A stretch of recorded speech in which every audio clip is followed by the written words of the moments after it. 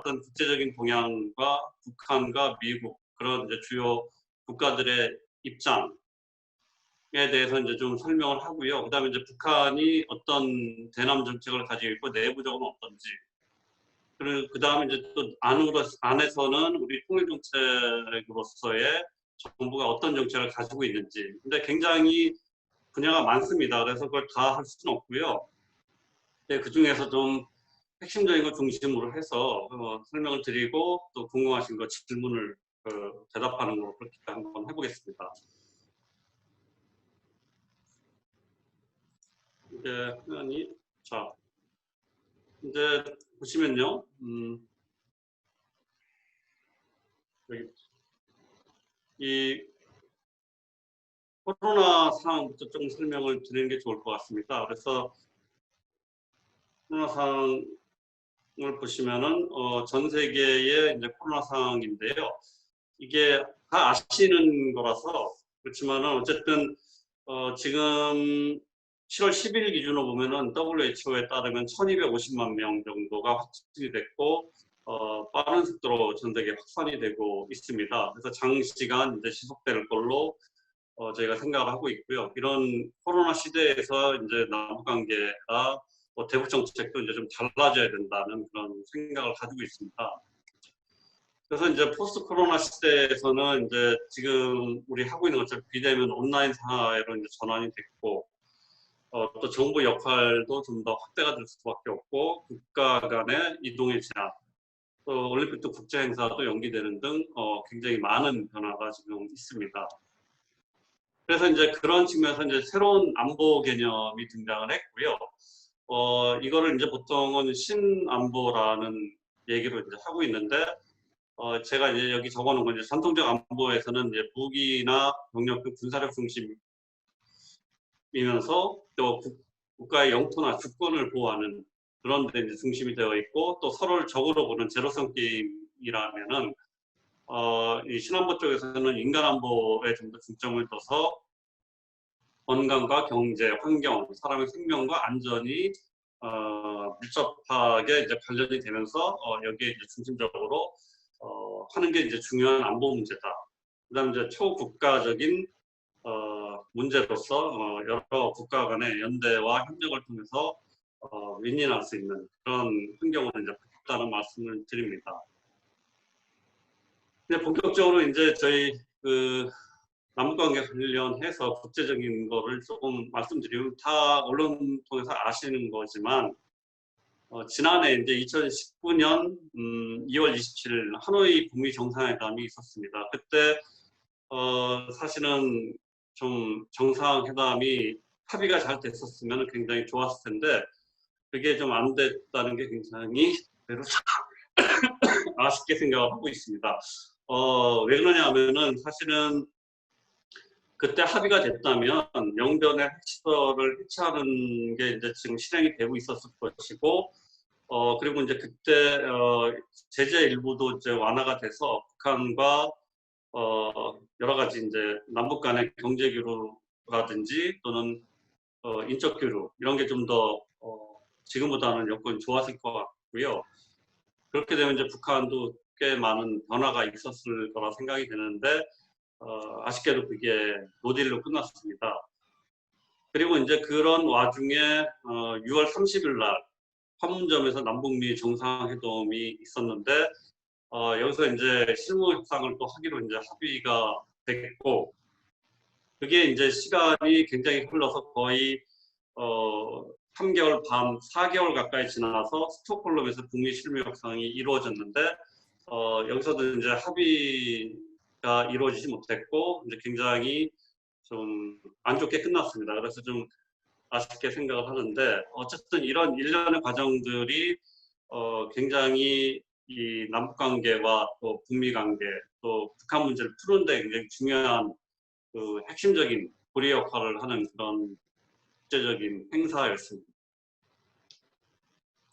그래서 이제 뭐 북미 간의 입장 차이 또 남북 간의 입장 차이 여러 가지가 있는데 특히 이제 핵 문제는 북미 간의 입장 차이가 중요합니다만 북한은 보면은 실무 협상을 정상회담을 위한 징검다리라고 이제 보고 있고요.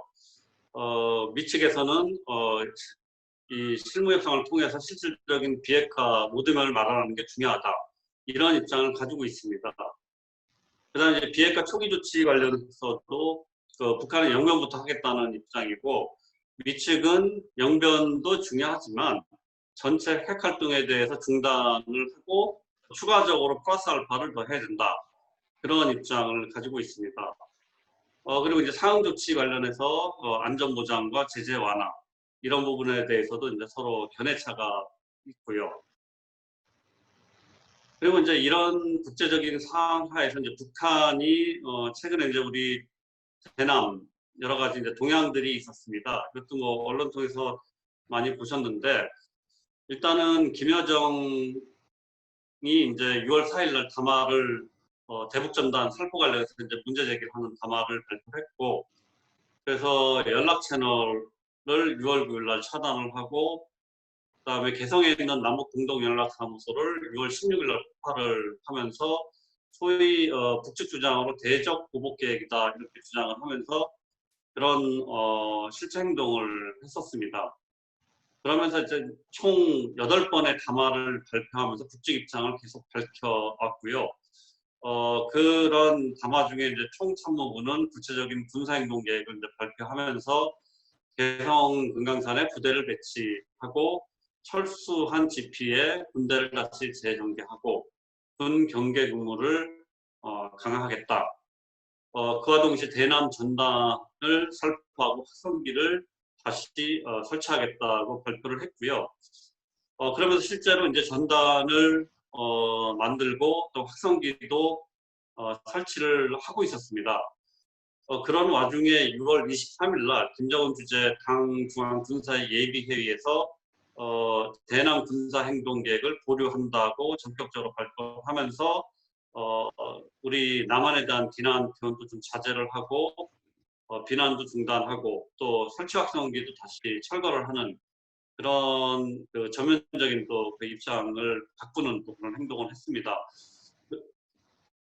그러면서도 김영철 부위원장은 이제 우리 측 태도에 따라서 이런 보류 계획을 제고할 수 있다 이런 입장을 또 밝히면서 우리가 이제 어떻게 하는지를 좀 지켜보겠다 하는 그런 입장을 밝힌 바가 있습니다. 그래서 이러한 이제 대남 관계와 아까 그 현황에서 이제 남북 관계 현황을 이제 남북미 삼각관계 현황을 보면요, 남과 북에 이제 그 금년 초까지는 그래도 분위기가 괜찮았습니다. 그래서 김정은 이제 코로나 극복 응원하는 그런 메시지가 있었고 또 대통령도 감사의 뜻을 전달을 했습니다만 좀 전에 말씀드렸듯이 6월 이후에 이제 북한이 굉장히 강경한 입장을 나와서 현재 소강 국면을 가지고 있는 상태고요. 북미 간에는 그 트럼프 대통령이 3월 달에 방역협조 의향을 전달을 했고, 그다음에 이제 최근에 이제 비건 그 부장관이 방한을 해서 북미 간 협상 의향이 있다는 걸 이제 공개를 했습니다. 그리고 이제 트럼프 대통령은 정상회담도 할 수 있다 이런 원론적인 입장이긴 하지만 그런 입장을 밝힌 바 있습니다. 어쨌든 간에 이제 우리 한미는 모두 대화 노력을 하겠다는 그런 입장을 가지고 있고요. 그렇지만 이제 북한의 기본적인 입장을 봐서는 한반도 문제를 해결하기 위한 동력은 좀 낙하된 거 아닌가 그렇게 생각을 하고 있습니다. 결국은 이제 그렇게 된 이유는 알다시피 그 미국은 이제 트럼프 대통령이 이번 12월달 선거가 있기 때문에 미국의 입장과 또 내년도에 이제 어떤 행정부가 들어설지 아니면 또 트럼프 행정부가 계속 이어질지 북한은 이제 그런 걸 봐야 되기 때문에 북한으로서도 좀 상황을 좀 관망하면서 판단을 해야 되는 그런 상황인 것 같습니다. 그래서 현재 국면에서 좀 앞으로 나가기가 좀 어려운 그런 국면이라고 할 수가 있겠습니다. 그리고 이제 북한의 동향입니다. 먼저 방역 관련해서 살펴보면은 1월 24일 날 국가 비상 방역 체계를 선포하면서 북중 간의 국경을 봉쇄하면서 하는 강도 높은 차단과 방역 조치를 단행을 했고요. 그러면서도 감염자는 없다라는 입장을 계속 견지를 하고 있습니다. 다만 이제 의학적 감시 대상자에 대해서 격리 조치를 한다든지 또 순차적으로 격리를 해제하는 그런 활동을 하고 있습니다만, 어쨌든 북한에 이제 좀 환자가 있지 않겠냐 이렇게 이제 좀 뭐 추정도 하지만 어쨌든 공개적으로 북한이 확인해 준 건 없고, 또 실제로 북한은 내부에 굉장히 체제 통제가 잘 되고 있기 때문에 아무래도 이렇게 많이 확산되진 않았을 거다라는 판단을 하고 있습니다. 그다음에 이제 북한의 경제 동향입니다. 지금까지 보면 대북 제재로 이건 어디까지 추정치라서 정확한 수치는 아니지만 어쨌든 2017년과 18년 연속해서 GDP 마이너스 성장이 지속되고 있는 걸로 이제 한국은행이 추정을 하고 있고요. 그래서 17년에는 마이너스 3.5%, 18년에는 4.1%, 그다음에 19년은 아직 나오지 않았지만은 19년은 오히려 더 마이너스 성장이 더 높아지지 않을까 그런 생각을 하고 있습니다. 그다음에 17년 이후에 무역액이 급감하고 적자가 확대되고 있으면서 또 북중 무역도 급감을 하고 있습니다. 그래서 금년에 5월 달에 이제 북중 교역을 보면은 지난해 대비 77% 급감한 6,300만 달러를 기록을 했고요.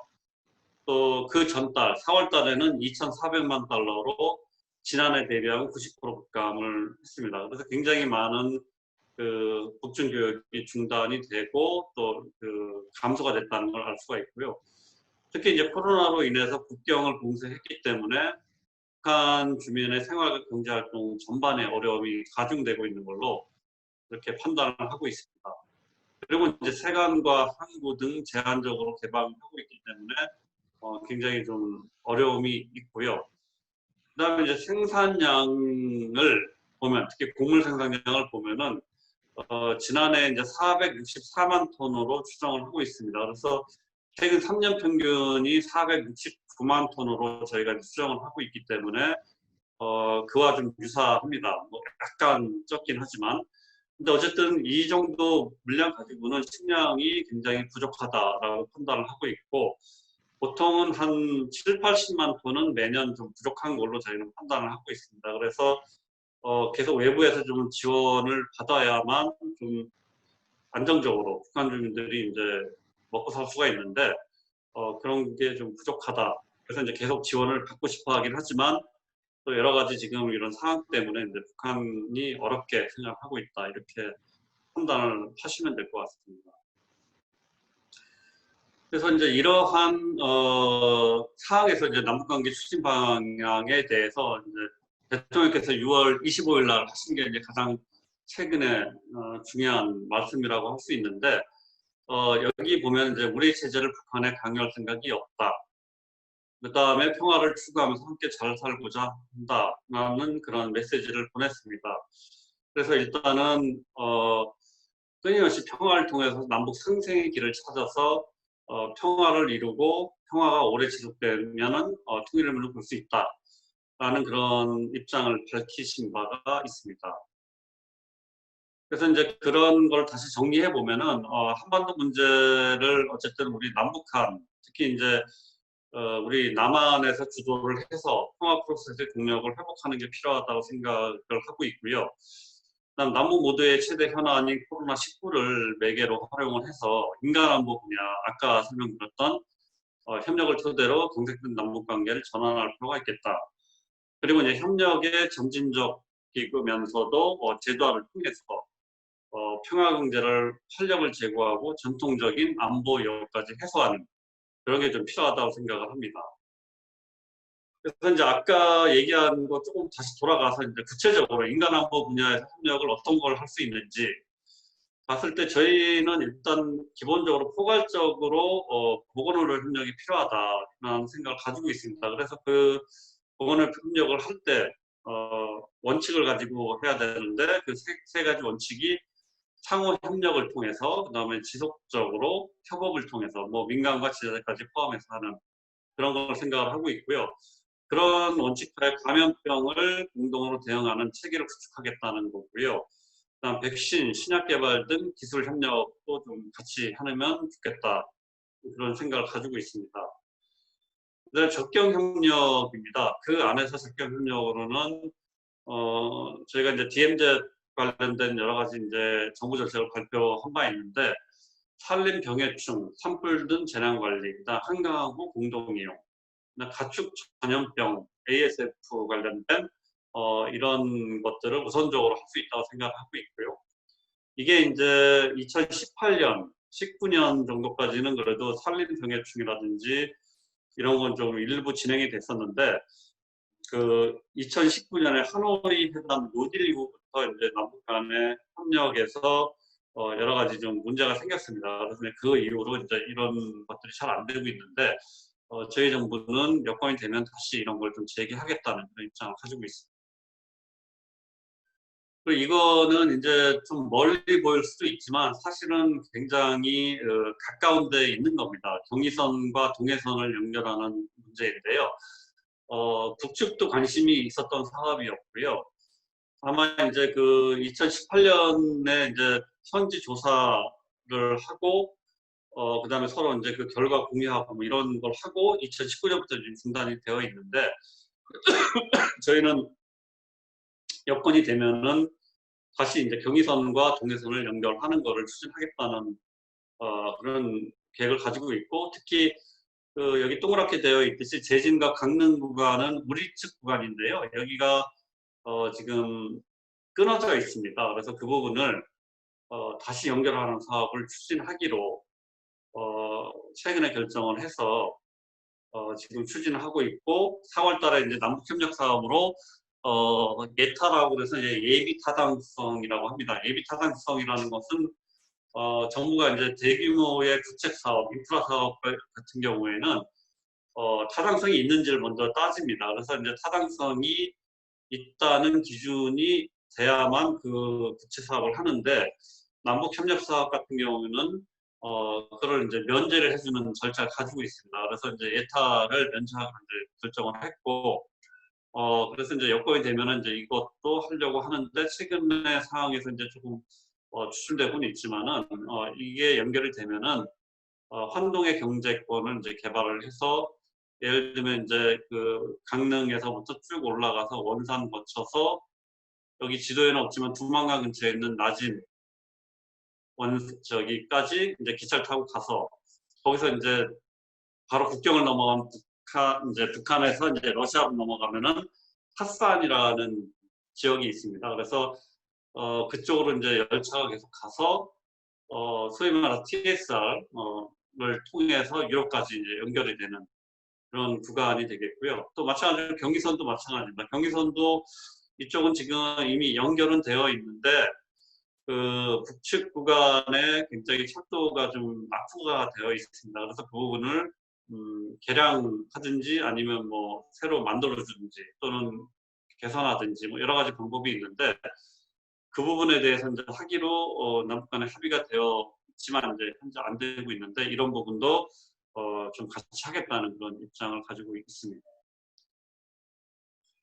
그다음에 이제 DMZ 국제평화지대화 사업으로 유네스코 등 세계유산 등재하는 문제, 판문점과 개성을 평화협력지구로 만드는 문제, 지뢰 제거하는 문제, 이런 것들을 우선적으로 하겠다는 그런 입장을 가지고 있습니다. 그래서 사실 제가 서울에 있을 때는 통일부에 있으면서 이제 DMZ 국제평화지대와 관련된 TF 단장을 했었습니다. 그래서 단장하면서 제가 하는 일 외에 이제 별도로 이제 이 TF 단장을 맡아서 유네스코 세계유산 등재 문제, 그다음에 판문점과 개성의 평화협력지구로 만드는 문제, 지뢰 제거 이런 부분에 대해서 기초적인 계획을 만들어 놓고 왔고요. 그래서 한 5가지, 6가지 사업으로 추진하는 계획을 만들어 놨습니다. 다만 이제 지금 북한이 호응이 없기 때문에 일단은 우리 측 구간에서 할 수 있는 것부터 먼저 하겠다는 그런 계획을 만들어서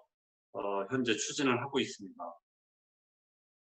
그리고 이제 이 부분은 이제 지도를 통해서 보시면 되겠지만은, 저희가 이제 DMZ 평화지대화 차원에서 이 DMZ 구간에 재작년에 이제 GP 일부 이제 상징적으로 이제 철거를 하고, 그쪽에 이제 평화의 길이라는 길을 만들어서 일반 국민들이 DMZ 구간에서 평화롭게 좀 가볼 수 있는 그런 길을 좀 만들었습니다. 어쨌든 이 라인을 통해서 우리가 이제 여러 가지 국제 평화 시대화를 할 수 있는 그런 사업을 계획을 가지고 있고요.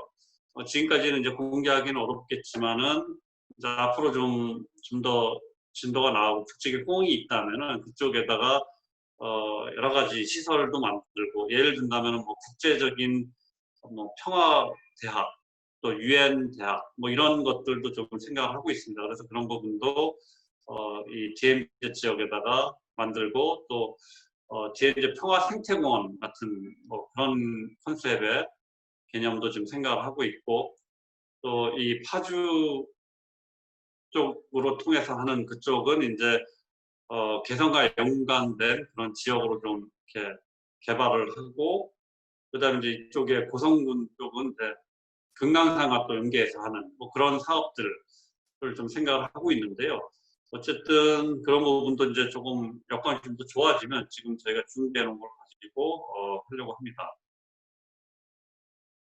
그 다음에 이제 결국은 이제 평양지 실현하는 측면에서 남북 간의 상호 방문이 굉장히 중요합니다. 그래서 그런 상호 방문을 하기에 앞서서 일단 1차적으로는 이산가족의 고향 방문이 좀 필요하겠다는 생각을 가지고 있어서 저희가 이산가족이 먼저 고향 방문을 하고 또 소위 말해서 이제 저희 금강산강이 안 되는 상황에서 이제 개별 관광이라는 측면에서 접경 지역을 통해서 또 적으로 관광을 가고 또 방문을 하는 그런 사업을 좀 해보려고 계획을 가지고 있었습니다. 그래서 이제 포스트 코로나 시대 남북 관계는 지금까지 얘기한 걸 다시 종합을 해보면 이제 우리 K 방역이라고 해서 이제 우리가 방역을 굉장히 성공적으로 잘했기 때문에 그런 걸 토대로 또 이제 K 경제 한반도 경제를 좀 살려나가고 또 아울러서 이제 평화까지 만들어 나가는 그런 형태의 이 남북 관계를 좀 만드는 게 좋겠다는 생각을 가지고 있습니다. 그래서 남북이 함께 코로나를 극복을 하고 포스트 코로나 시대의 평화 번영을 같이 만들어 나가는 그런 계획을 가지고 있는데 아쉽게도 이제 북측이 호응이 좀 없기 때문에 좀 어려움이 있다는 말씀을 좀 드리고요. 그래서 이런 거를 어쨌든 저희는 굉장히 북측을 좀 설득하려고 노력을 하고 있고요. 그런 차원에서 미측에도 나름대로 여러 가지 설명도 하고 논리도 만들어주고 또 한미 간에 이제 긴밀한 협의도 하고 있다는 그런 말씀을 드립니다. 그리고 이제 이렇게 이제 저희 영국 대사관처럼 또 이제 해외에서 현지 공간에서 현지의 뭐 지식인 전문가 또 우리 교민들 대상으로 이런 공공외교 활동을 통해서 이 남북관계와 국제관계 또 통일 관련된 여러 가지를 공론화하는 게 굉장히 중요하다는 그런 생각을 가지고 있습니다. 대략 이 정도로 이제 그 국제관계와 또 그 남북관계 이런 거 중심을 좀 설명을 드렸고요. 조금 이제 우리 통일정책 내부 거를 조금 말씀을 드리려고 합니다. 그래서 그 통일정책에서 이제 저희가 계속 가지고 있는 게 이제 민족공동체 통일 방안입니다. 민족공동체 통일 방안은 뭐 다 아시는 건데 1단계, 2단계, 3단계로 1단계는 남파협력, 그 다음에 남북연합, 통일국가 이런 단계를 거쳐서 하겠다는 게 입장이고요. 현재는 아직 1단계 수준이라고 할 수 있겠죠. 화해협력 단계인데 이 화해협력도 아직 본격적으로 못 나간 상태라고 할 수가 있겠습니다. 그래서 교류협력을 통해서 평화공존을 추구를 하고 이런 걸 좀 더 거치면은 이제 남북연합 단계로 가서 과도적으로 통일체제로 이제 이체제 이정부를 해서 남북 간 체제의 차이를 감안하고 경제사회 공동체를 우선적으로 형성하고 발전시키면서 남북 정상회의, 강요회, 평의회 공동 사무처를 만들어서 남북 간에 이제 이질화된 걸 좀 더 이제 서로 동질화시키는 그런 작업을 거치고 최종적으로 남북 간의 두 체제의 완전한 통합으로 일체제 일정부를 만드는 그런 형태를 생각을 하고 있습니다. 그래서 일체제 일정부가 되려면은 이제 어쨌든 남북 주민 간에 서로 이해를 하고 통일을 해도 좋겠다는 어떤 합의가 있어야 될 거고요. 그래서 그런 합의가 된다면 절차를 거쳐서 총선거를 실시하고 통일정부와 통일부패를 구성해서 이제 이 최종적으로 통일하는 그런 단계가 되겠습니다. 그래서 이런 통일 방안을 가지고 있는데 이 통일 방안이 꽤 오래됐고요. 지금 소위 말해서 정부가 계속 바뀌어 왔지만 이 통일 방안은 그대로 유지를 하고 있습니다. 그래서 지난해에는 그거에 대해서 조금 약간 공론화하는 그런 회의를 저희가 한번 했었고요. 근데 어쨌든 이 통일 방안을 이렇게 바꾸거나 또는 뭐 새로 약간 변경하는 거는 굉장히 어려운 그 절차와 또 국민적인 어떤 공감대 형성이 필요합니다. 그래서 그걸 바꾼다기보다는 지금 꽤 잘 돼 있으면 이거를 체계적으로 잘 추진을 해서 이 3단계에 따라서 통일을 하는 게 방법이지 않을까 이런 생각을 하고 있고요. 최근에 듣기로는 민주평통에서 이 통일 방안 관련해서 또 뭐 한번 토론도 하고 의견도 달라 뭐 이런 얘기를 했다고 제가 들었는데 어, 이게 이제 옛날 2000년에 그 정상회담 하면서 이 통일 방안과 또 이제 북측의 방안과 이제 서로 좀 유사하다 뭐 이런 의견도 있으면서 약간 논란이 있었습니다만 어쨌든 지금 북한은 이 통일 방안에 대해서 그렇게 뭐 많은 의견을 가지고 있지는 않습니다. 왜냐하면은 이 북측이 예전에 이제 그 연방제를 주장할 때는 북측의 나름대로 이제 자기들 주도로 통일을 할 수 있다 이런 약간 자신감도 좀 있었고 그래서 이제 그런 걸 가지고서 이렇게 했던 거라 생각이 되는데 지금은 아무래도 이제 뭐 남북 간의 국력 차이라든지 여러 가지 차이가 많이 나기 때문에 북한이 주도해서 통일하기 좀 어려울 거라고 생각이 됩니다. 그러다 보니까 이 북한에서 이제 통일 방안에 대해서 그렇게 뭐 강조하거나 최근에는 얘기를 많이 하지 않는 걸로 저는 그렇게 이해를 하고 있습니다. 그다음에 이제 통일 국민 협약이라고요.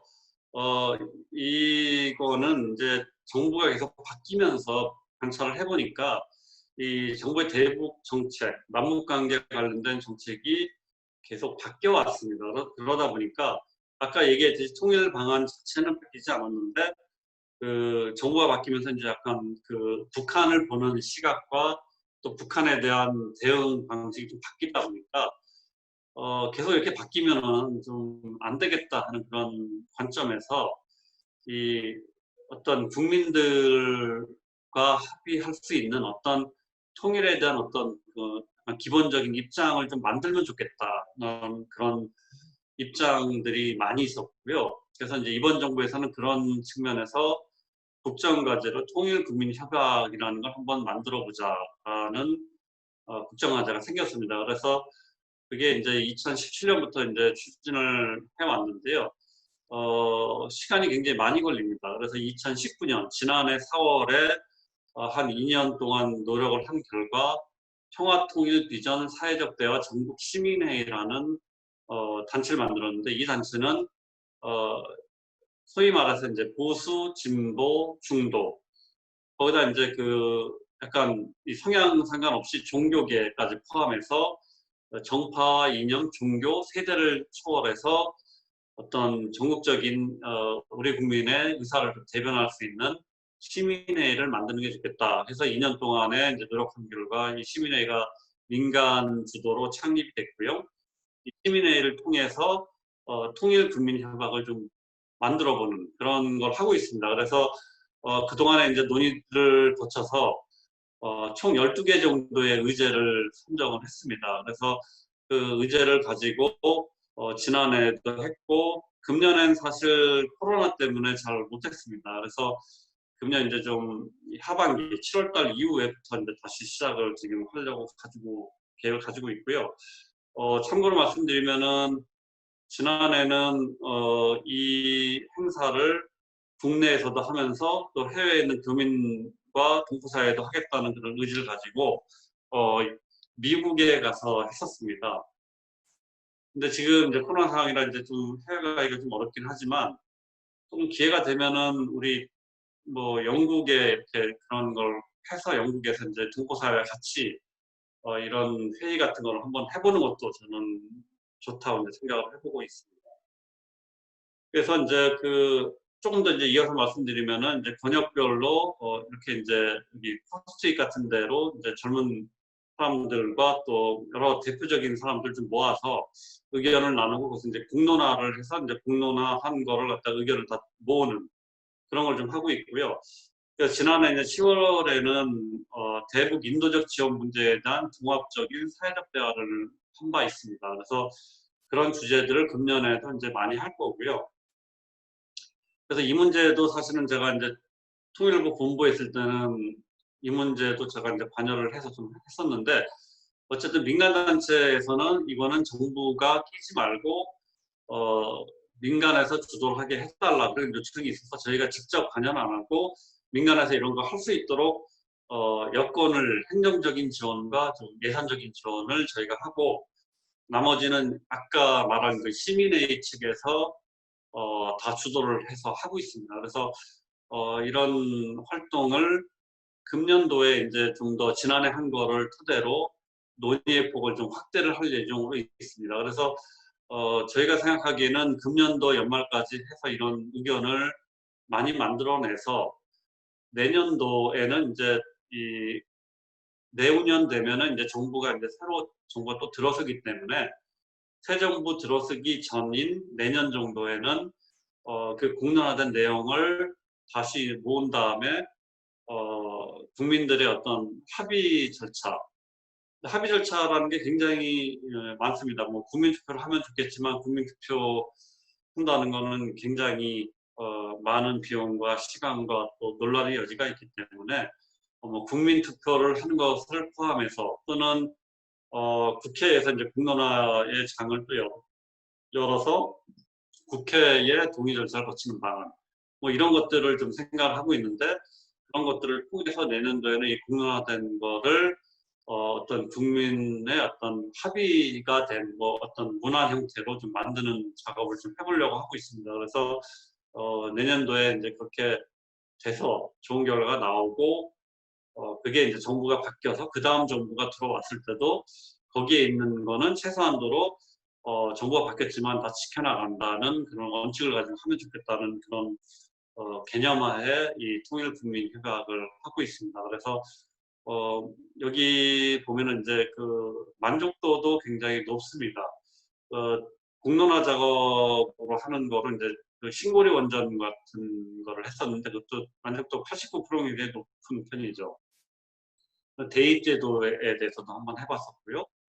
그리고 이제 저희가 한 이 사회적 대화를 했는데 이거는 만족도가 이제 98%로 나와서, 물론 이거를 어떤 식으로 조사하느냐에 따라서 또 달라질 수가 있기 때문에 뭐 그 98%가 예전에 했던 것보다 훨씬 더 높다 이렇게 말씀드릴 수는 없을 수 있는데, 어쨌든 이 시민회의 측에서 이렇게 여러 가지 점수화 해보니까 굉장히 높게 나왔다 말씀드리고, 그래서 굉장히 통일 문제에 대해서 이제 공론화를 하는 데 있어서 굉장히 중요한 역할을 했다는 말씀을 드리고, 사실은 민주평통위원님들의 역할도 약간 이런 것 측면이 좀 있습니다. 그래서 사실 현지에 계신 특히 영국이나 아일랜드 또 유럽에 계신 위원님들이 이제 우리 교민사회 또 동포 또 이제 약간 더 나가면 이제 현지 국가의 뭐 이런 의견들 같은 것도 저희 이제 대통령께 자문을 해주고 의견을 수렴하는 기구이기 때문에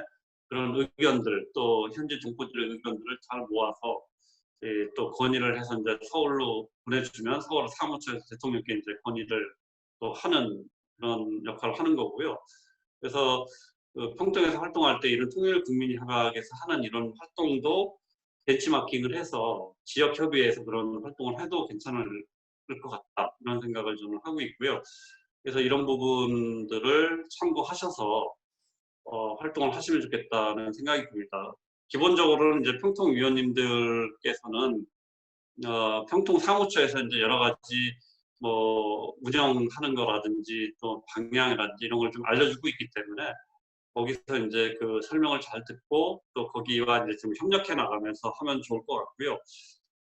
저는 어쨌든 지금 그 대사관은 나와 있기 때문에 기회가 닿으면은 뭐 이런 같이 할 수 있는 것도 좀 만들어 나가고 아까 시작할 때 얘기했던 그런 부분도 좀 같이 하면 좋겠다는 생각을 해봤습니다. 그래서 이 정도로 뭐 기본적인 거를 좀 설명을 드리고요.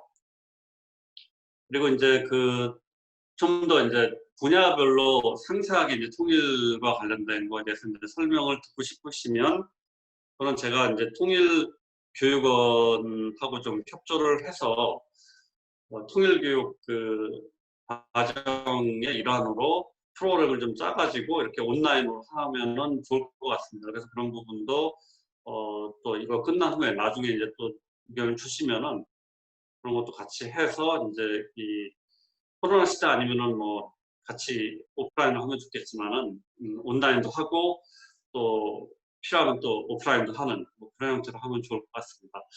대략 이 정도로 제가 준비한 거를 설명을 좀 마치겠고요.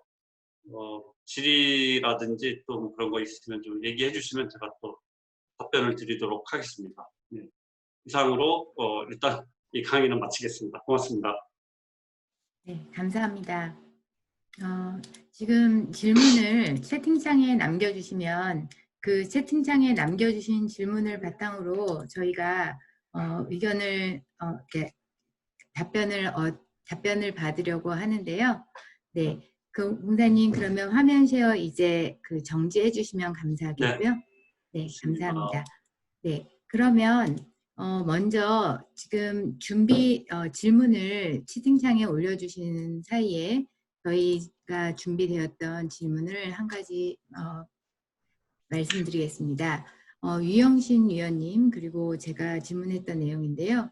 북한에 대한 부정적인 인식과 이미지들이 국제사회에 퍼져 있고 또 우리 국내에 퍼져 있는데 이 부정적인 인식을 어떻게 바꿀 수 있을지 네, 본문이지만 현답을 기대해 보겠습니다. 진짜 어려운 것 같습니다. 저도 뭐 이런 일을 해보면은 참 북한과 일을 하면서 북한과 가장 협력을 또 해야 되는 그런 입장이긴 한데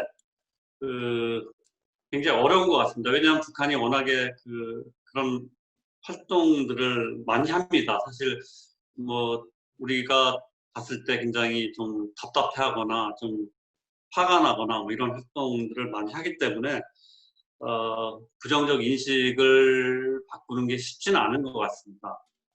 결국 이제 부정적 인식을 바꾸려면 북한 스스로가 이제 노력을 해서 스스로 이제 국제사회와 이쪽으로 나오면서 이제 바꿔나가는 게 필요하다는 생각이 들고요. 물론 이제 그런 부정적 인식을 바꾸는데 우리 한국 정부도 노력을 해야 되겠고 또 이제 이 현재 있는 공간을 통해서 이제 공공외교 측면에서 북한에 대한 인식을 이제 좀 바꿀 필요는 있는데 어쨌든 기존의 인식은 굉장히 북한이 여러 가지 나쁜 행동을 많이 하는 그런 체제로 인식이 되고 있기 때문에 그걸 좀 바꿔나가는 데 많은 시간이 걸리는 것 같습니다. 그래서 쉽지는 않지만 저희가 이제 계속 노력을 해야 되겠다는 말씀을 드리고 또 결국은 이제 우리 한국 정부가 좀 더 주도해서 북한이 이런 국제사회의 룰을 잘 지키는 형태로 나오게 하면서 또 이제 북한에 대한 인식을 바꾸는 게 필요하다고 생각합니다. 그래서 그게 이제 결국은 2018년에 남북 간의 정상회담, 또 북미 간의 정상회담 이런 걸 통해서 사실은 북한에 대한 인식이 꽤 좋아졌다고 생각을 했습니다. 그러다가 이제 금년에 다시 이제 우리 연락사무소 하면서 이제 또 굉장히 부정적 인식이 좀 커지는 것 같은데 그런 부분이 이제 앞으로는 좀 없도록 하는 게 중요할 것 같고요. 그런 차원에서 이제 북한을 저희가 이제 자꾸 좀 이 국제적인 틀과 또 여러 가지 우리가 생각하는 합리적인 방안으로 나오도록 하는 게 필요합니다. 그러려면은 사실은 이 남북 관계가 잘 돼야 됩니다. 남북 관계가 잘 돼야 이거를 좀 더 이제 제어하고 좀 더 북한을 이런 식으로 나오도록 만들 수 있는데 지금 남북 관계 잘 안 되기 때문에 어려운 것 같습니다. 그래서 그런 부분을 잘 하려면 결국은 국제적인 공공외교 측면에서 다른 나라에서도 북한에 대해서 북한을 좀 잘 설득하고 남북 관계를 통해서 북한이 좀 잘 나오면 좋겠다라는 거에 대한 공감대를 만들어주는 게 중요하다고 생각합니다. 네, 대답이 감사합니다. 됐는지 모르겠습니다. 네, 감사합니다. 그리고 민주평통 학습분과의 신은주 위원님께서 질문을 올리신 것이 있는데요. 한번 신은주 위원님 마이크 켜시고 직접 질문해 주시겠습니까? 네. 강의 잘 들었습니다. 감사합니다. 공사님. 저도 통일에 대한 공론화 작업이 중요하다는 것에 굉장히 동감하고요. 그래서 결국은 국민의 뜻이 하나로 모아져야 정권이 바뀌어도 일관된 통일 정책이 이루어질 수 있는 것 같아요. 제가 알기로는 경제 공동체를 이루기 위한 여러 가지 정책에 대해서 모든 국민이 찬성한 게 아니고 반대하는 사람들도 이제 많은 걸로 알고 있는데요. 그러면 그런 분들을 설득할 수 있는 방법이나 방법이 무엇이 있으며, 그리고 경제 공동체 이전에 생명 공동체를 이루기 위해서 K 방역을 중점적으로 하는데, 그것에 대한 현재 국민의 생각은 어떠한가요? 네, 역시 제가 뭐 많이 하진 않지만은 평통위원님들이라 그런지 질문도 어렵고 대답하기 어려운 것만 물어보는 것 같습니다. 일단 경제 공동체를 구성을 하면은 굉장히 좋은데 이 부분에 대해서 이제 반대하는 의견도 많습니다. 특히 다 아시겠지만은 특히 이제 젊은 세대에서는 굳이 왜 통일을 하는 게 좋냐? 그냥 우리 지금 잘 살고 있기 때문에 북한과 뭐 크게 뭐 전쟁만 나지 않는 상태에서 그냥 우리끼리 잘 살면 된다. 뭐 그런 의견도 꽤 많이 있는 걸로 알고 있고요. 그런 측면에서 봤을 때 이제 경제 공동체가 왜 필요한지에 대해서 이제 잘 설명을 해야 되는데, 실제는 이 경제 공동체를 만들어 나가면은 이게 우리 경제에도 많은 도움이 됩니다. 근데 지금은 남북 관계가 잘 수강 구면이 되어 있고 그러다 보니까 이제 그 효과를 잘 모르는데, 사실은 제가 이제 통일부에서 예전에는 이제 남북 경협과장이라고 해서 옛날에 남북 교류협력국에서 경제협력국이라고 있었는데 경협을 하는 국에서 하던 업무를 총괄하는 업무를 그때 좀 했었는데요.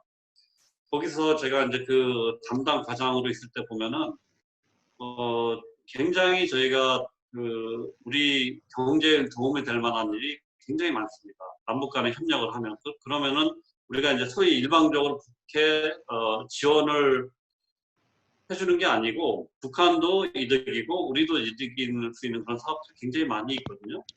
그런 아이템들이 굉장히 많아서 그런 부분들을 저희가 이제 좀 국민들 대상으로 잘 설명을 하는 게 필요할 것 같고요. 그런 거를 저희가 좀 설명을 해보면 설명 들으신 분들은 이해를 합니다. 근데 다만 그거를 이제 설명을 못 듣거나 잘 이해를 못 하신 분들이 그렇게 이제 좀 그런 거기 때문에 설득 논리는 저는 있다고 생각하고요. 다만 이제 그거를 알리는 게 쉽지 않습니다. 알리는 게 결국은 전체 국민을 대상으로 이런 걸 다 일일이 뭐 강연도 하고 설명도 하고 뭐 이럴 필요가 있는데 아직까지 이제 그렇게까지는 안 되고 있어서 이제 좀 어렵다는 말씀 드리고요. 그래서 그런 건 계속 저희가 노력을 하고, 또 우리 여기 영국협의회하고 이제 유럽협의회에서 들으신 분들이 그런 걸 가지고 또 설명을 하시면서 이렇게 자꾸 넓혀나가는 게 필요하다고 생각합니다.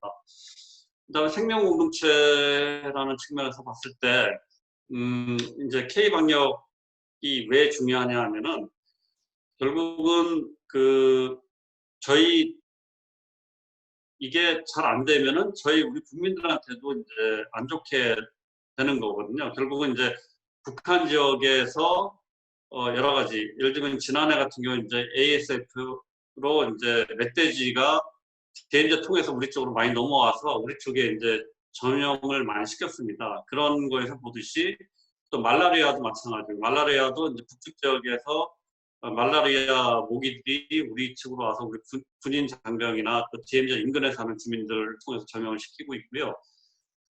그렇듯이 저희가 이제 협력을 해서 북한 지역의 그런 거를 없애주면 그게 결국 우리한테 전염되는 걸 또 막을 수가 있기 때문에 우리한테도 굉장히 도움이 되고, 그래서 그런 부분에 대해서는 우리 국민들도 반대하지는 않는 것 같습니다. 왜냐하면은 결국은 우리한테 도움이 되는 그런 사업이라고 생각이 됩니다. 그래서 그런 사업들이 굉장히 많습니다. 그래서 그런 것들을 같이 해야 되는데, 북한 입장에서는 그게 큰 자기들한테 도움이 된다고 생각을 안 합니다. 그래서 이제 적극적으로 나서지 않고 있고요. 그래서 이제 관계가 좋을 때, 예를 들면은 뭐 좀 더 한 10년 전, 20년 전 그럴 때 이제 2000년대 그때는 뭐 말라리아 약품도 저희가 많이 주고, 제가 그때 경기도에도 약간 파견 가서 근무를 했었는데요. 경기도에서 이제 말라리아 약품도 주고, 또 우리 대한민국 통일부에서도 이제 말라리아 약품을 WHO 통해서 이제 주기도 하고, 그런 사업을 제가 다 해봤습니다. 예전에 해봤는데, 저는 이제 북한에 이제 직접 가서 이제 경기도에 있으면서 같이 가서 이제 주고 해보면 북한 주민들 반응도 좋고, 당연히 뭐, 좋겠죠. 그런 북한에 없는 약품과 또 그 질병을 이렇게 낫게 하는 그런 약품 주기 때문에 도움이 된다고 생각을 하고요. 근데 그런 것들이 굉장히 많습니다. 그래서 그런 것들을 저희가 하나하나 발굴을 해나가는 게 중요한데, 북한은 그거보다는 체제 중심이기 때문에 지역에 약간 좀 조그맣게 도움되는 것보다는 북한 전체적인 큰 틀에서의 어떤 체제에 안정이 되고 체제에 도움이 되는 걸 먼저 원합니다. 그래서 그런 거를 좀 먼저 해주기를 원하기 때문에 이런 방역에 대해서는 조금 더 소극적인 거 아닌가 그런 생각이 들고요. 그래서 그런 부분도 조금 남북 간의 관계가 좀 더 개선이 되면은 이제 같이 이제 포괄적으로 지원이 되면서 또 북한과 협력할 수 있는 게 생길 거라고 생각합니다. 네, 다음 또 감사합니다. 네, 다음으로 한희영 평통 스칸디나비아 지회장님께서 올려주신 질문이 있는데요. 한희영 위원님, 한희영 회장님, 마이크 켜시고 질문 부탁드립니다. 네, 안녕하세요. 민주평통 북유럽협의회 스칸디나비아 지회 한희영입니다. 저는 지금 핀란드에 있고요. 오늘 강연 정말 준비해주신 영국협의회 장도순 협의회장님, 그리고 허준영 간사님 정말 감사드립니다.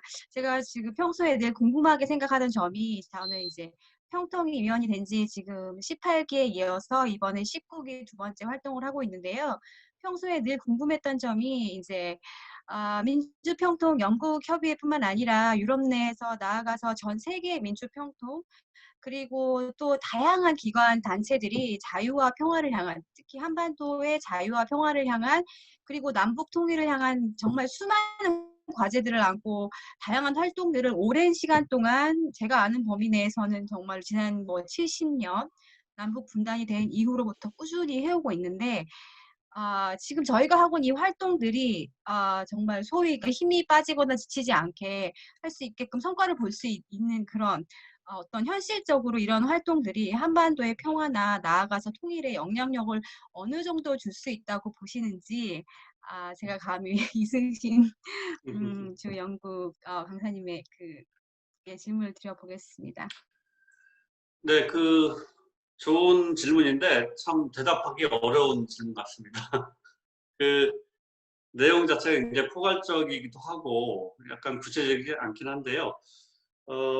제가 생각하기에는 이 통일 문제라는 건 굉장히 저희가 해야 할 일이 너무나 많습니다. 그러니까 분야별로도 많고, 또 우리 대한민국, 한국에서도 많고, 또 전 세계에서도 우리 교민사회, 동포사회에서 할 일들이 굉장히 많은데요.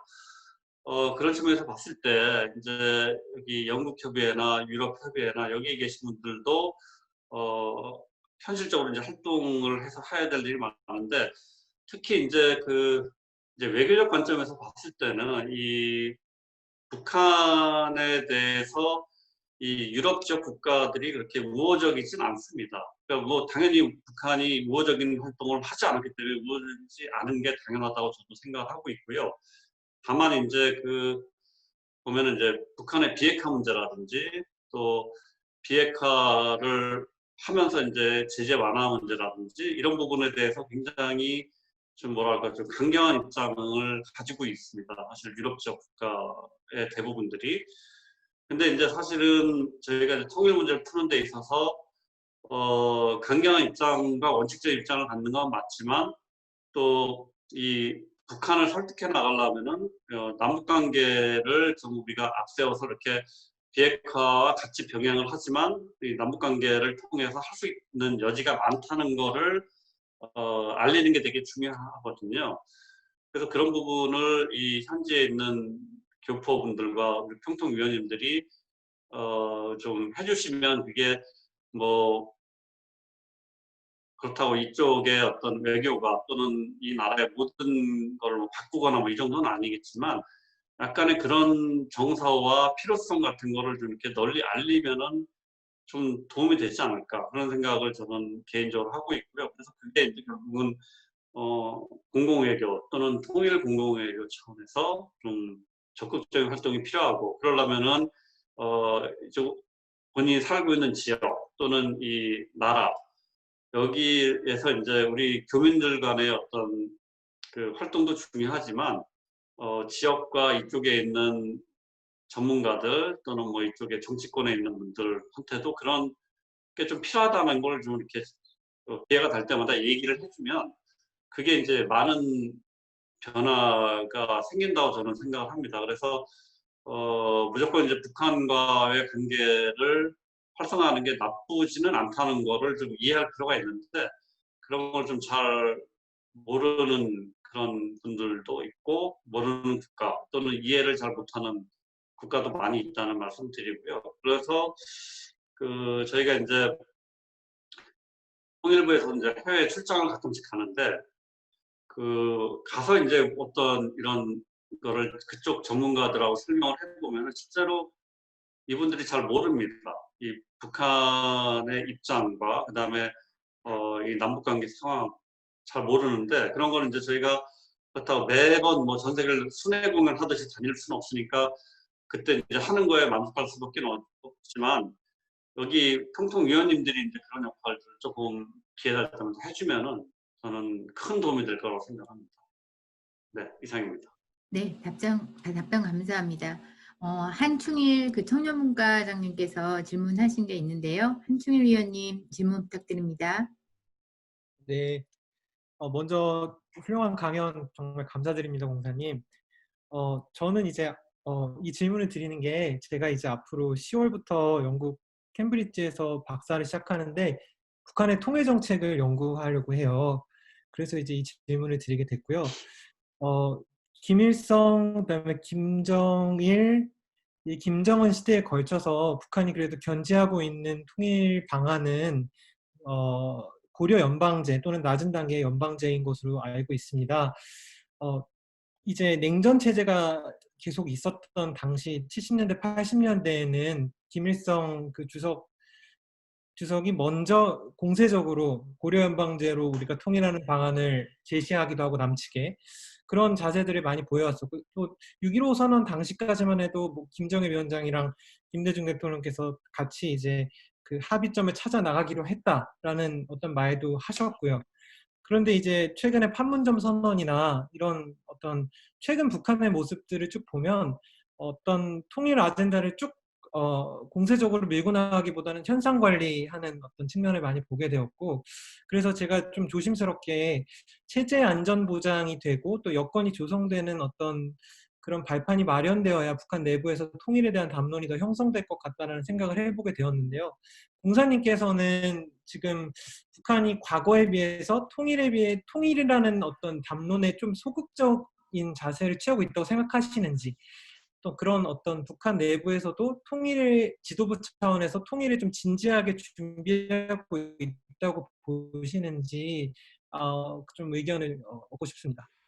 네, 이제 사실은 이제 북한에 안 가보셨을 것 같은데 저는 예전에 북한에 진짜 많이 다녔습니다. 많이 다녔고 북한에 가보면은 대외적으로는 북한 주민들이 통일은 다 필요하다고 얘기를 하고 뭐 굉장히 환호하는 걸 많이 봅니다. 그래서 진짜 이 사람들이 진짜 우리가 생각했던 것 이상으로 통일에 대해서 더 이렇게 열렬히 환호하는구나 뭐 이런 생각이 얼핏 들긴 하는데 실제 봤을 때는 이 통일을 하려면은 결국은 다 똑같습니다. 우리도 그렇고 북측도 마찬가지지만 서로 이해관계가 있을 겁니다. 왜냐하면은 이 통일됐을 때 우리가 이득이 되는 거냐 안 되는 거냐 그런 게 굉장히 중요한 요소라고 생각이 되기 때문에 북한에서도 지금 당장 통일을 하려고 그러면은 북한의 지도층이나 이런 사람들이 본인들의 입장에 대해서 뭐 굉장히 좀 고민이 되겠죠. 그렇기 때문에 통일이 그렇게 쉽진 않다는 말씀을 드리고요. 그래서 이제 아까 3단계 통일 방안을 현실적인 방안이라 얘기한 게 좀 약간 장기간의 시간을 갖고 화해협력을 먼저 거쳐서 서로 간에 이제 이 통일됐을 때 크게 서로 피해가 안 보고 또 서로 윈윈하면서 시너지 효과가 날 수 있다고 판단이 돼야 통일을 할 거라고 생각을 합니다. 왜냐하면은 북한의 주민들도 동의를 해야 되기 때문에 그리고 마찬가지로 우리 남한에 계신 국민들도 동의를 또 해야 되는 거고 그래서 그렇게 하려면은 이 통일에 대한 어떤 여러 가지 방법과 절차와 여러 가지가 있는데 그런 거 모두가 다 이제 맞아 떨어져야 되는 거고요. 그래서 이제 동서 통일 같은 경우도 굉장히 처음에 생각도 못했는데 갑자기 우연히 급하게 다가왔죠. 그래서 이제 독일 가보면 독일에서는 항상 저희한테 얘기하는 게 자기네는 통일될 줄 생각도 못했고 뭐 준비도 안 했고 그렇지만 통일이 됐다. 그래서 우리한테 이제 위로 삼아서 하는 얘기가 당신네들은 좀 시간이 많이 있으니까 통일 준비를 충분히 하면 우리 같은 과오와 실수와 이런 시행착오를 안 겪고 훨씬 더 통일을 잘할 수 있을 거다. 이렇게 이제 얘기를 합니다. 물론 이제 그 말이 사실이 될지 아닐지 이거는 저희로서도 좀 지켜봐야 되지만 또 한편 맞는 말도 있는 거죠. 준비를 많이 하면은 통일해서 어떤 여러 가지 뭐 시행착오라든지 어려움 또 경제적인 격차 이런 거를 좀 최소화시켜서 할 수 있다는 측면에서 굉장히 중요하다 생각을 하고요. 그런 측면에서 봤을 때 이 통일에 대해서 일단은 좀 사전 준비를 많이 하는 게 중요하다 그런 생각을 합니다. 그래서 갑자기 통일되는 상황이 물론 생길 수 있습니다. 생길 수 있는데 그 부분을 지금 뭐 저희가 논하긴 그런 것 같고요. 장기적으로 이제 할 수 있는 그런 거를 저희가 준비를 해나가면서 가장 좋은 이상적인 거긴 하지만 남과 북이 서로 준비가 돼서 지금 이제 통일하면은 우리 서로 둘 다 윈윈할 수 있고 시너지가 난다. 그런 상태가 되도록 만드는 게 중요한 것 같습니다. 그래서 그때가 되도록 저희가 계속 노력을 하는 거고요.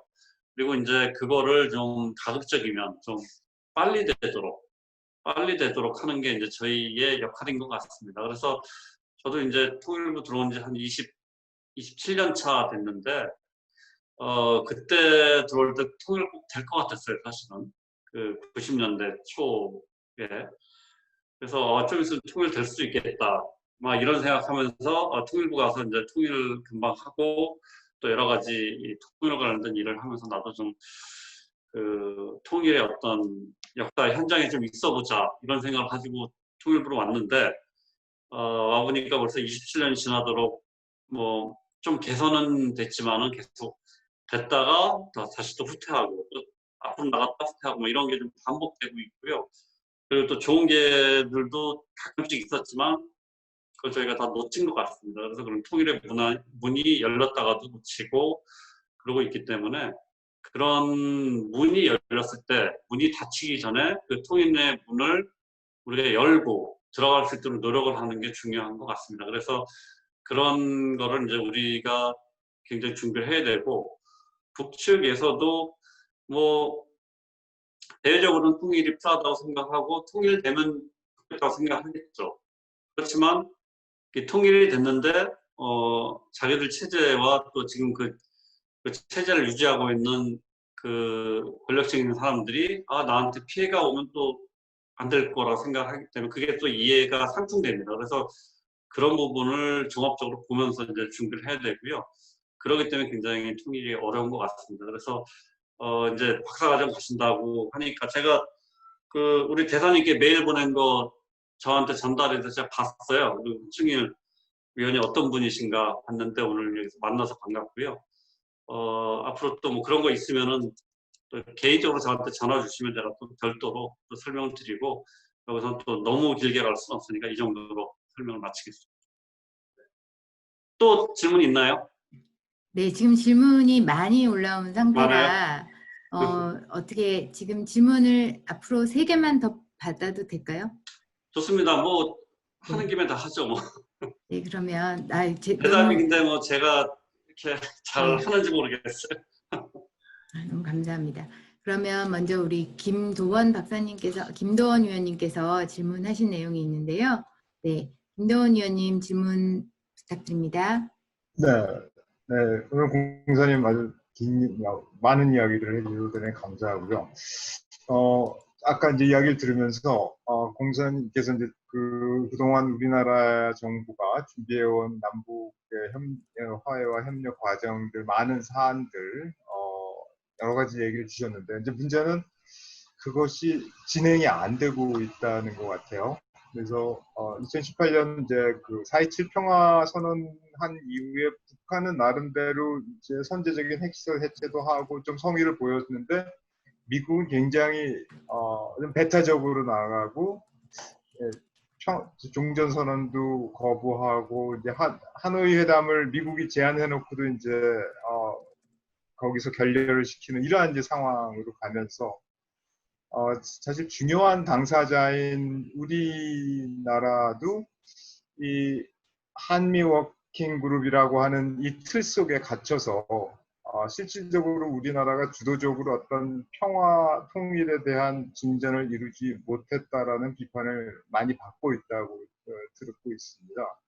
그래서 이제 최근에 청와대, 통일부 그리고 국정원 등 외교안보 라인이 대폭적인 이제 인사 개편도 있었고 이런 변화를 보이려고 하고 있는 것으로 이해는 하고 있는데 통일부에서 보시는 이 한미 워킹그룹의 문제가 뭔지 그리고 과연 이 틀을 아까 이제 제시하신 많은 우리의 그 협력하려고 했던 그런 아이디어들이 이런 한미 워킹그룹의 틀을 뛰어넘고 할 수 있는 것인지 또는 그 틀을 그러니까 한미 워킹그룹이라는 틀에 매이지 않고 할 수 있는 건 뭔지 그런 이야기를 좀 공사님께 듣고 싶습니다.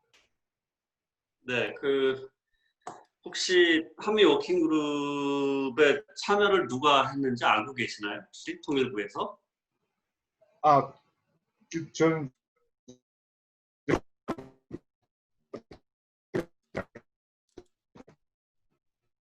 네, 소리가 잘 안 들리는 것 같은데.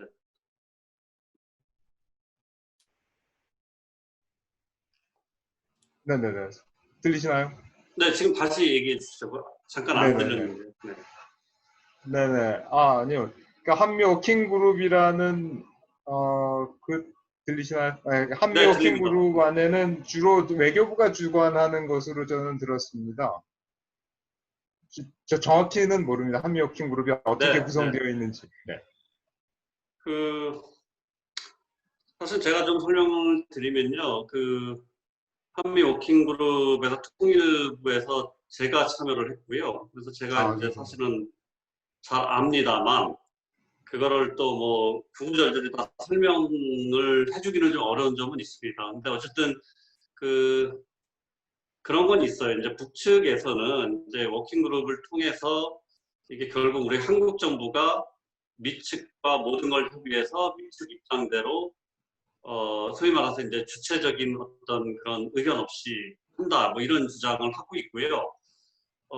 그 부분이 뭐 저희가 맞다고 할 수는 없지만 이제 북측 입장에서는 이제 불만인 거죠. 뭐냐면 이제 북측에서 이제 하고자 하는 것들을 우리가 너무 미측 이렇게 눈치 보면서 하는 거 아니냐, 뭐 이런 입장은 이제 북측에서 가지고 있는 게 맞고요.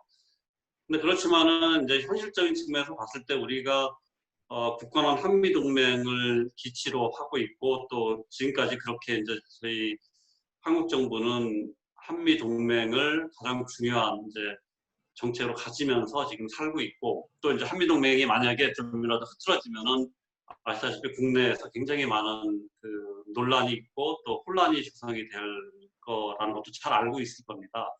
그래서 저희가 이 워킹그룹이라는 것을 만든 게 이제 언제냐 하면은 18년이죠. 18년 이제 가을 연말 직전에 이제 만들어졌는데 그때도 이제 이 남북 간에 그때 여러 가지 이제 대화도 있고 뭐 협력 사업도 있고 뭐 그러다가 그 지금 이제 국제적인 제재 문제가 아시다시피 있거든요. 근데 그 제재가 굉장히 강력합니다. 강력하고 분야도 많고 또 그다음에 이제 미국의 독자 제재도 있습니다. 독자 제재는 어떠냐 하면은 미국의 독자 제재는 세컨더리 보이콧이라고 해서 미국이 제재라는 틀을 해놨는데 그거를 안 지키면은 그 당사자뿐만 아니고 거기에 연관된 상자까지도 미측에 의해서 이제 제재를 받도록 되어 있습니다. 그게 굉장히 무서운 제재고요.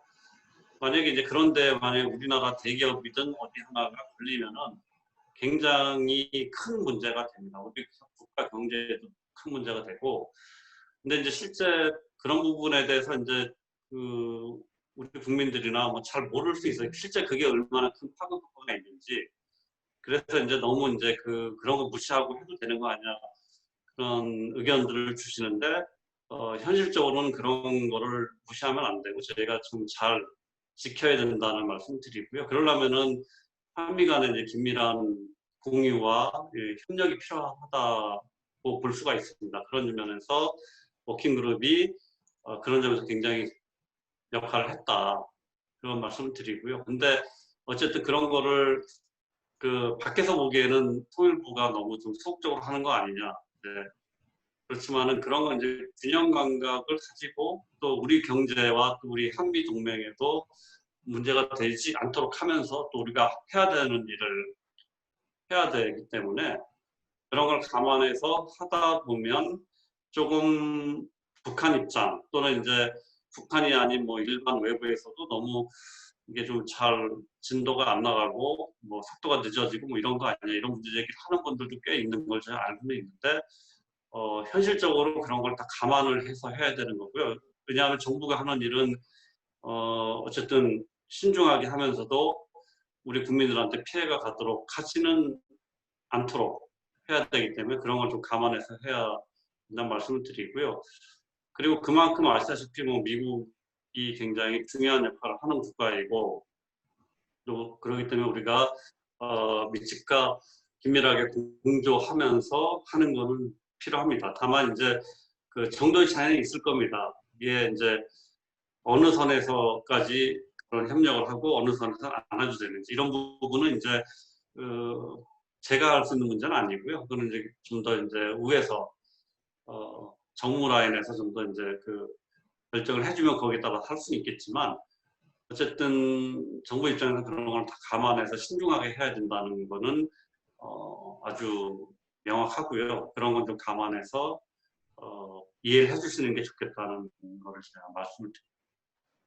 조금만 추가로 질문드리면 그 언론 보도에 의하면 사실 우리가 추진하려고 했던 모든 계획이 다 한미 워킹그룹에서 이제 미국의 반대에 의해서 특히 이제 지금의 미국 정부는 이제 네오콘이 중심이 돼서 진행을 하고 있습니다. 그래서 뭐 얼마 전에 있었던 볼턴의 회고록에서 보면 자기가 고의로 방해했다라는 얘기를 할 정도로 노골적으로 지금 반대를 하고 있는데 그러면 이 한미 워킹그룹이라는 틀 속에서 우리가 그 어떤 일을 하려고 하면 아무것도 진행이 안 되는 거 아닙니까 결국? 그것을 극복할 수 있는 방법은 있습니다. 일단 한미 워킹그룹이라는 게 그냥 이름이 그래서 그런 거지 사실은 워킹그룹이 없었어도 뭐 기존에도 한미 간에는 서로 협력을 하면서 이제 하고 있었던 거고요.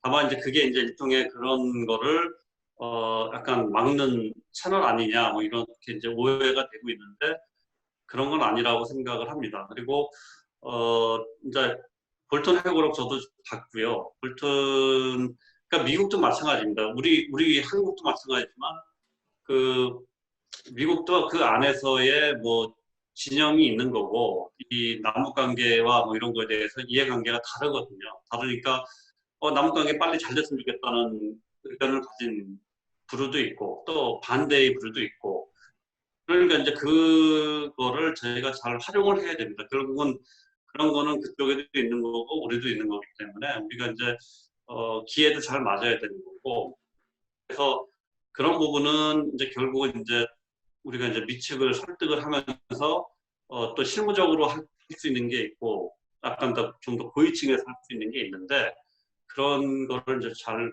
배합을 해서 설득을 하고 이제 저희가 이제 필요로 하는 거를 해야 되는 그런 상황이라는 말씀 드리고요.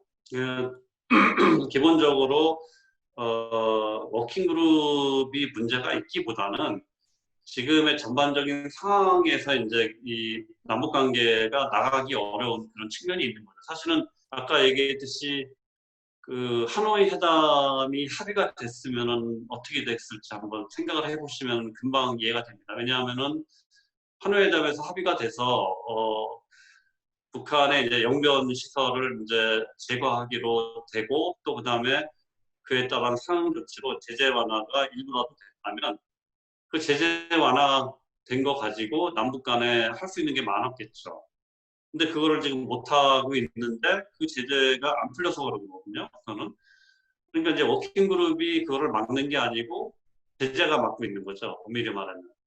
그럼 그 제재가 풀리면 되는데 그 제재가 풀리려면 북한과의 또 그 합의가 돼서 비핵화 문제 해결이 되고 그게 서로 같이 나가야 되는데 그게 안 되고 있는 겁니다. 그래서 그렇게 이해를 해주시면 되고요. 그리고 이제 간단하게 말해서 한미 간의 입장을 완전히 무시하고 우리가 할 수는 있죠. 그러니까 예를 들면 미측이 뭐 예를 들면 반대한다. 반대하는 뭐가 있다. 또는 미측이 가지고 있는 제재도 우리는 무시하겠다. 할 수는 있습니다. 할 수는 있는데 그럼 그 후가로 이제 국제 유엔의 제재라든지 또는 미측의 제재로 인한 세컨드리 보일 것이다. 이런 거로 우리 기업이라든지 뭐 그걸 하는 그래서 그 제재에 저촉이 되게 되면은 생각지도 못한 훨씬 더 큰 문제가 생깁니다. 그래서 그런 거를 감안해서 저희가 이제 신중하게 하는 거고요. 그러니까 결국은 문제는 워킹 그룹이 아닌 거죠. 워킹 그룹이 아니고 지금 그 남북 간의 협력을 할 수 있는 그 체제가 지금 안 갖춰진 거죠. 그래서 이제 사실은 10년 전에만 해도 이런 제재가 없었습니다. 제재가 없었을 때는 뭐 그렇다고 해서 뭐 남북 관계 좋았냐? 뭐 그것도 아니죠. 아시다시피 그 제재가 크게 지금 같은 그런 제재가 많이 없었던 2000년대 초반 DJ 정부에서 정상회담 하고 나서 그때도 계속 근데 뭐가 안 됐어요. 왜 안 됐냐면은 뭐 우리만의 문제가 아닌 북한 문제도 많죠. 북한이 또 통일없는 주장을 많이 하거든요.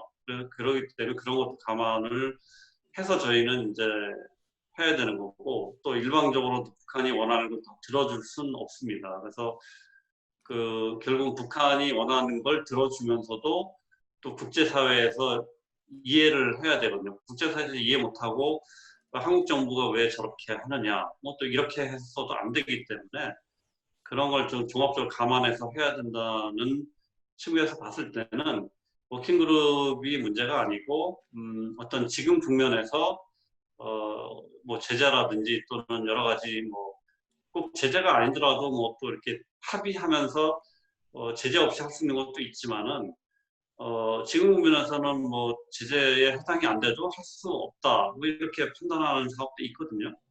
그런 걸 이제 종합적으로 본다면은 그게 워킹그룹의 문제는 아니다. 다만 우리가 이제 계속 한미 간의 관계는 지속하면서 가야 되기 때문에 그런 거를 또 유의하면서 또 신중하게 가면서도 또 우리가 이제 남북 관계에서 이렇게 좀 빨리 또 나가야 될 건 나가야 되는데 그런 부분은 이제 여러 가지를 종합적으로 고려해서 하고 있다는 그런 말씀을 드립니다.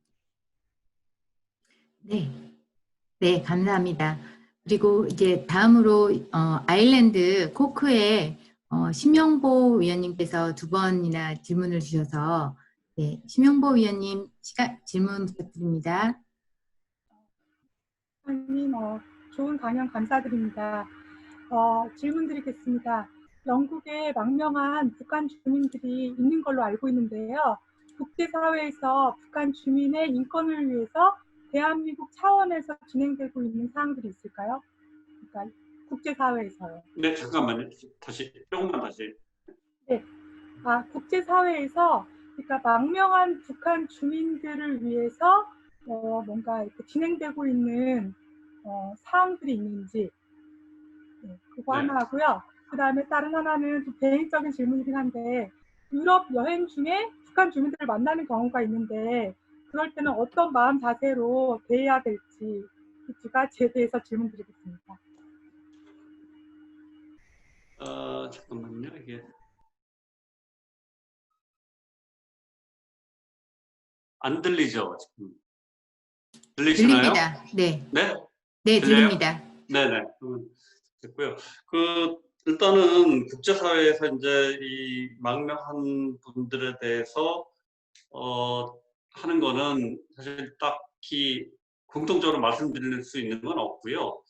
결국은 망명을 받아주는 거는 그 나라의 이제 고유한 이제 그 재량권의 행사고요. 뭐 상황에 따라서 이 사람을 망명자로 받을지 안 받을지는 여러 가지를 고려합니다. 그래서 하기 때문에 일률적으로 말씀드릴 수는 없지만은 어쨌든 그 나라 정부에서 봤을 때 이 사람을 받아서 우리 정부에도 도움이 되고 약간 국제적인 기준에도 맞는다. 그러면 뭐 망명을 수용하고 또 거기에 필요한 여러 가지 지원이나 이런 걸 하지만 그렇지 않은 경우는 망명을 안 받는 경우도 많습니다. 그래서 그렇게 이해하시면 될 것 같고요.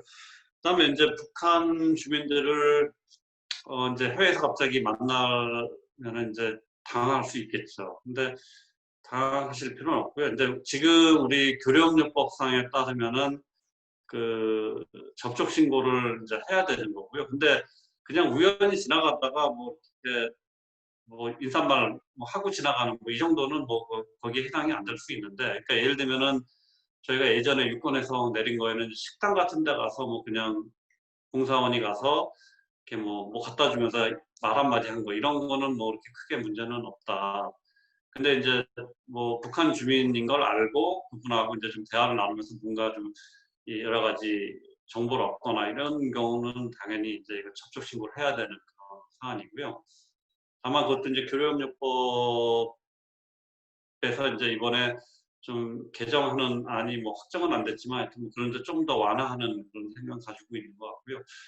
어쨌든 기본적으로는 접촉을 해서 이렇게 무서워하거나 뭐 이럴 필요도 없고 그냥 똑같은 사람이고 편하게 하시고 본인이 판단해서 이게 이제 접촉 신고를 할 만한 내용이 있고 뭐 그런 접촉이 없다 그러면 이제 현지에 있는 공간에다 접촉 신고를 사후적으로 하시면 감사합니다. 마지막으로 질문 한 개만 더 받고 이제 마무리하는 걸로 하겠습니다. 마지막 질문 들어가기 전에 한 가지만 부탁드리고 싶은 거는 지금 참석하신 분들께서 본인의 이름을 리네임 하셔서 기기 이름이나 디바이스 이름이 갤럭시 이렇게 나오지 않고 본인 이름과 간단한 소속이 나올 수 있도록 리네임 해주시면 감사하겠고요. 다음으로 박진철 목사님 인 걸로 저는 기억하고 있는데요. 네, 질문 부탁드립니다. 네, 반갑습니다. 저는 13기부터 18기까지 영국 민주평통위원을 했던 박진철입니다. 오랜만에 모임에 참석하게 되어서 너무 반가운 그런 시간이었습니다. 특별히 우리 김훈 상임위원님과 또 장 회장님, 또 우 부회장님 이렇게 뵙고 해서 너무 감사합니다. 특별히 18기 때 논의되었던 통일 정책이 지금 어떻게 진행되고 있는가에 대한 업데이트에 대한 정보를 얻게 되어서 너무 감사합니다. 저희가 영국에서 살면서 보면 현지에 있는 지역 의원들과 만날 수 있는 그런 시간들도 많고 우리들의 의견을 개진할 수 있는 그런 루트가 잘 되어 있습니다. 한반도 평화를 위해서는 국제사회의 협력이 필요한 그런 상황에서 제가 알기로는 영국 정부가 유럽에 있는 스웨덴 정부와 함께 북한에 굉장히 가까운 그런 스탠스를 하고 있는 걸로 알고 있습니다. 현재 영국 정부가 북한에 대한 인식이 이전과 달라지고 있는지 아니면 같은 라인에 있는지, 그리고 과거에 활발하게 진행되었던 의원연맹 차원에서의 한영, 그리고 영국과 북한 간의 교류는 활발하게 진행되고 있는지 현재 상황에 대해서 알려주시면 공사님께 또 한 번 더 감사의 말씀을 드리겠습니다. 네, 질문 감사드리고요.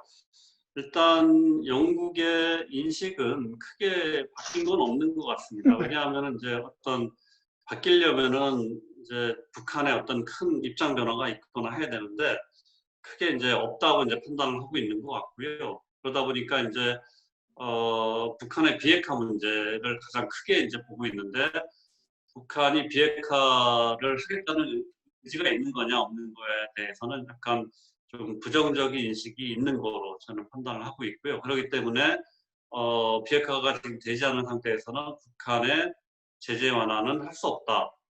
그런 입장을 이제 영국 정부가 가지고 있고 유럽 EU 국가들도 거의 비슷한 입장을 가지고 있습니다. 왜냐하면 이제 여기는 이제 브렉시트를 했기 때문에 EU하고 이제 다르게 이제 좀 움직일 수는 있지만 뭐 EU 국가들 제가 가서 예전에 여기 오기 전에 가서 출장 가서 그쪽에 당국자들 만나보면은 비슷한 입장 가지고 있고 영국 정부도 크게 다르지 않은 걸로 제가 현재는 인식을 하고 있고요.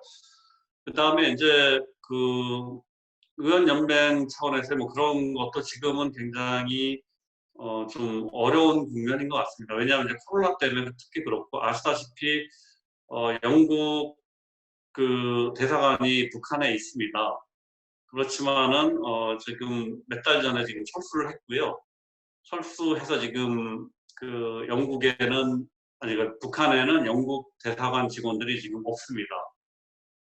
철수를 한 이유는 이제 코로나로 인해서 대사관을 운영하는 게 좀 어렵다고 판단을 해서 지금 철수를 해 있는 상태고 물론 이제 현지에서 굉장히 좀 어려웠을 겁니다. 아마 그 예를 들면은 통제가 일단 심하고 대사관이나 그 집 근처를 못 나가게 동안 막았고요. 그다음에 밖에 나가서 뭐 생필품 사는 것도 좀 어려웠던 것 같아요. 그래서 그쪽에서는 이런 상황에서는 우리 외교관들한테는 보통의 이제 꼭 특례는 아니지만은 좀 활동의 자유가 보장이 되도록 되어 있는데 이제 비엔나 협약에 그런 내용들이 들어 있는데 그런 거를 이제 충족 못 시킨다고 판단을 한 것 같습니다. 그래서 일단은 그게 여건이 될 때 다시 돌아오겠다 그런 입장으로 해서 지금 현재 나와 있습니다. 그래서 그분들이 이제 다시 돌아가려면 아마도 북한이 이제 코로나 상황으로 인해서 조금 좀 더 그 통제가 좀 완화가 되면 다시 들어갈 거고요. 그렇게 되면 그때 그 이후에는 무슨 뭐 의원연맹이든 뭐 다른 민간교류든 이런 것도 할 수 있는데 현재는 좀 어려운 국면인 것 같습니다. 네. 네, 모든 그 질문과 또 답변 감사합니다. 사실 이렇게 보시면 아시겠지만 지금 지금 채팅창에 보시면 아시겠지만 많은 분들이 지금 그 질문들을 남겨주셨거든요. 그래서 이 부분에 대해서는 또 이승민 공사님께도 많은 참고가 되실 것 같습니다. 이것은 잘 제가 그 세이브해서 저희가 자료로도 사용하고 또 다음 그 강연에 답변할 수 있는 그런 자료로 만들도록 하겠습니다. 지금 이제 마치시기 전에 아까 마지막으로 질문하겠다고 하셨던 그 김훈 위원님, 김훈 상임위원님 계신데요. 잠시 마이크 키시고 질문은 아니고 아까 그 대신에 감사의 말씀을 대신해 주겠다고 말씀하셨는데 마이크 키시고 말씀하시면 됩니다.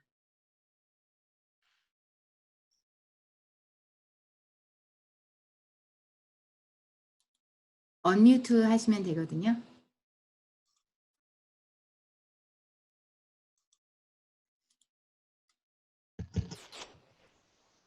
제가 방법이 잘 됐습니까? 네, 됐습니다. 잠시만요, 네네. 상임위원님. 네, 상임위원님 말씀 들으시면서 채팅창에 본인들의 피드백을 남겨주시면 저희가 앞으로 강연을 준비하는 데 큰 도움이 되겠습니다. 네, 상임위원님 말씀입니다.